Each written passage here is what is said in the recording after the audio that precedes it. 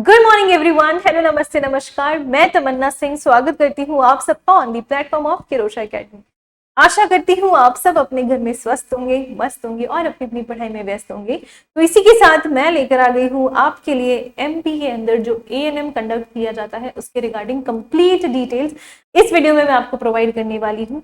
तो I hope कि आप लोग बेसब्री से इस वीडियो का इंतजार कर रहे होंगे and let's proceed with that. तो इस वीडियो में आपको कंप्लीट डिटेल्स बताने वाली हूँ about your eligibility, about your exam date, about your syllabus. तो कंप्लीट डिटेल्स आपकी मध्य प्रदेश में कंडक्ट किए जाने वाले ANM exam which is ANM TST उसके बारे में हम डिस्कस करने वाले हैं। तो stay tuned till the end. And with that सबसे पहले हमारे पास अगर हम बात करते हैं तो सबसे पहले एएनएम कोर्स क्या है। एएनएम हमारा एक ऑक्सिलरी नर्स मिडवाइफरी कोर्स होता है। ठीक है, ये हमारा ऑक्सिलरी नर्स मिडवाइफरी कोर्स है और यहाँ आपका 2 ईयर का ये डिप्लोमा कोर्स होता है। ठीक है, तो जो एएनएम कोर्स है ये आपका 2 ईयर का डिप्लोमा कोर्स है जो बेसिक फोकस करता है आपका basic nursing as well as your maternal care के ऊपर। और इसी में आपका ये जो एलिजिबिलिटी रहती है वो सिर्फ और सिर्फ फीमेल कैंडिडेट्स की यहाँ पे एलिजिबिलिटी रहती है। जितनी भी एमपी की स्टेट के अंदर जो फीमेल कैंडिडेट्स हैं वो एलिजिबल होती हैं for this exam which is your ANM TST.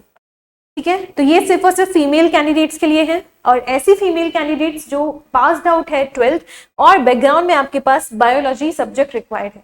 ठीक है, तो अगर आपने 11th 12th में पीसीबी चूज किया है तो आप इस एग्जाम के लिए एलिजिबल होते हैं। ठीक है, तो यहाँ पे 12th appearing candidates as well as 12th passed candidates भी एप्लीकेबल हैं। अगर आपने बीच में ड्रॉप लिया है तो भी आप एप्लीकेबल हो। ठीक है, तो भी आप एलिजिबल हो इस एग्जाम के लिए। फिर अगर हम बात करते हैं एज लिमिट की तो मिनिमम एज यहाँ रिक्वायर्ड है 17 ईयर्स। मिनिमम आपकी 17 ईयर्स होनी चाहिए और मैक्सिमम एज अपर लिमिट जो है वो आपको यहाँ प्रोवाइड नहीं की गई है। एज सच कोई रिस्ट्रिक्शंस नहीं है on the upper age limit.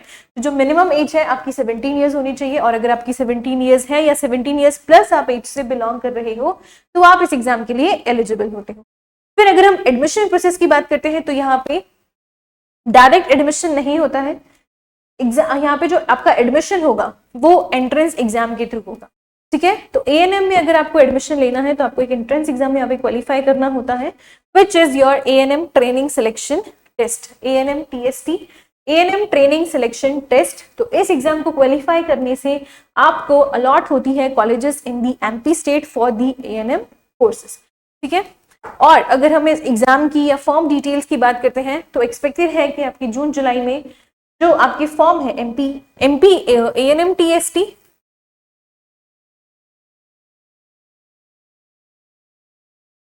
MP ANM TST और एमपी पीएनएसटी, इन दोनों के फॉर्म्स ऑलमोस्ट आगे पीछे ही रिलीज होते हैं।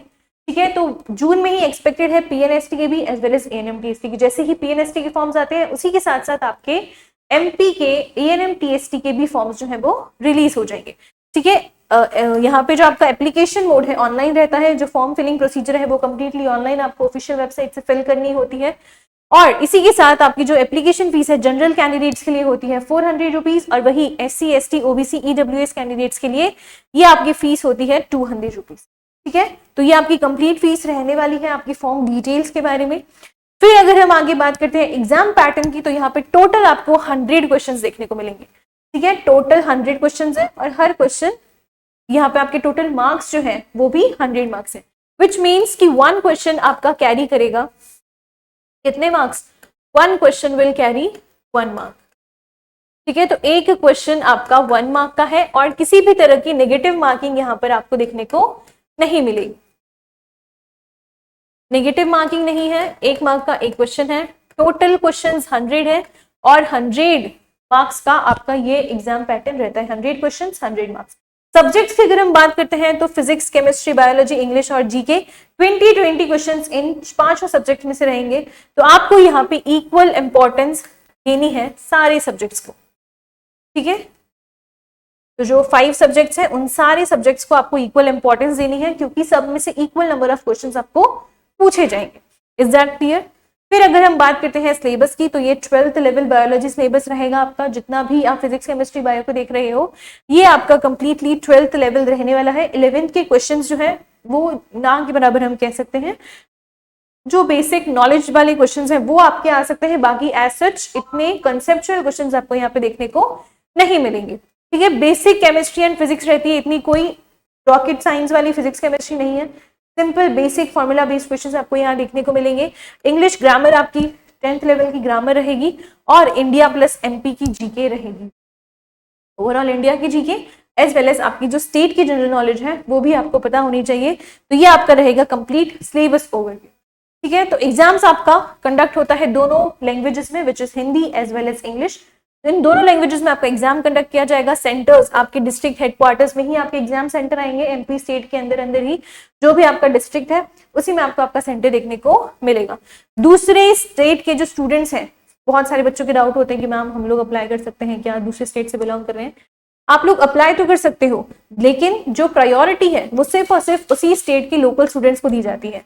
अगर स्टेट के लोकल स्टूडेंट्स हैं उनको सीट अलॉट हो चुकी है, उसके बाद अगर कहीं सीट बचती है तो आपको अदर स्टेट के स्टूडेंट्स को दी जाती है कॉलेजेस। और सबसे ज्यादा जो प्राइवेट कॉलेजेस है, अदर स्टेट के स्टूडेंट्स को प्राइवेट कॉलेजेस अलॉट होती है, गवर्नमेंट कॉलेजेस अलॉट नहीं होती। अगर आपने चाहे क्वालिफाई किया है या नहीं किया है, मोस्टली चांसेस रहते हैं कि जो एमपी स्टेट के लोकल स्टूडेंट्स हैं उन्हीं को गवर्नमेंट कॉलेजेस प्रोवाइड की। ठीक है, तो ये आपके पास कंप्लीट इंफॉर्मेशन रहती है। और एक अच्छी एडवाइस अगर हम कहेंगे, है ना, तो अभी आपके एमपी पीएनएसटी और एएनएम टीएसटी दोनों के साथ ही फॉर्म्स रिलीज होते हैं, है ना, आगे पीछे ही फॉर्म्स रिलीज होते हैं। तो आपके लिए ये बेटर ऑप्शन रहेगा कि आप साथ ही एमपी पीएनएसटी का भी फॉर्म फिल कर दो।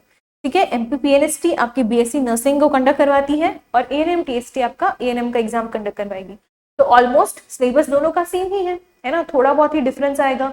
तो आप यहाँ पे दोनों फॉर्म्स जो है एएनएम के as well as BSc nursing के फॉर्म्स के लिए अप्लाई कर सकते हो। सेम सिलेबस है आपके पास, तो अपॉर्चुनिटी रह जाएगी और आपकी डिपेंडेंसी सिर्फ एक एग्जाम पे नहीं रहेगी। ठीक है, तो ये आप कर सकते हो जिससे आपको थोड़े से एडवांस ऑप्शंस मिल सकते हैं। तो ये complete detail see about the ANM TST जो आपका कंडक्ट होने वाला है। इन दी जो एप्लीकेशन फॉर्म्स है they are expected to be released in the June month. तो आई होप ये वीडियो आपके लिए काफी इन्फॉर्मेशन रहा होगा। So with that thank you and all the very best. मिलते हैं नेक्स्ट वीडियो में, टिल देन टेक केयर।